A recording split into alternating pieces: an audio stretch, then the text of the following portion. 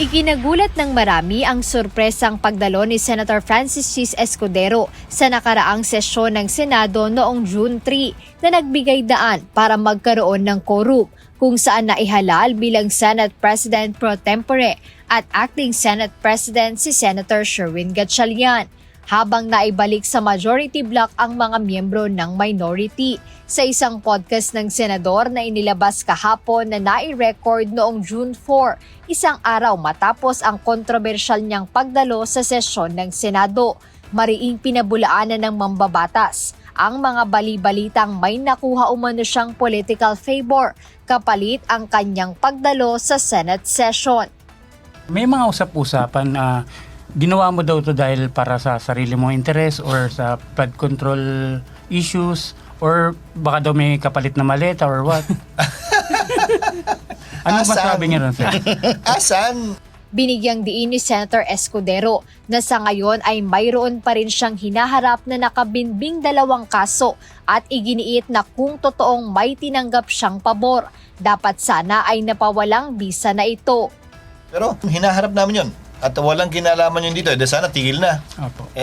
Ganun pa rin eh. Wala namang pagbabago eh. Kung ano yung sitwasyon ko bago kahapon, yung pa rin ang sitwasyon ko sa ngayon. Umaasa kami sa mga nag-iimbestigang mga ahensya man o sa korte mismo kung isasampa nila yung kaso, mapapatunayan namin ang aming posisyon na wala kaming ginawang mali. Itinanggi rin ng mambabatas na umano'y impluwensyado ng Malacanang ang kanyang desisyon.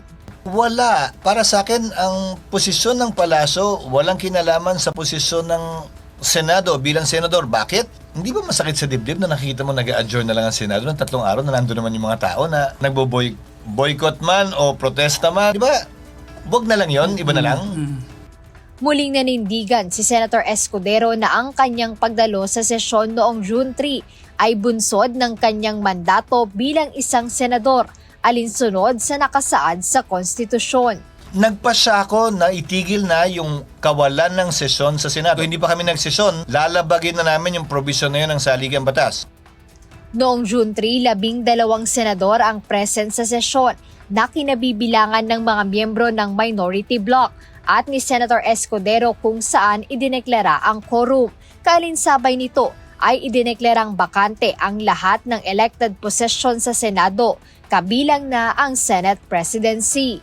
Jed Neresina, UNTV News and Rescue. Diyos ang aming sandigan, serbisyo publiko ang aming pinahahalagahan.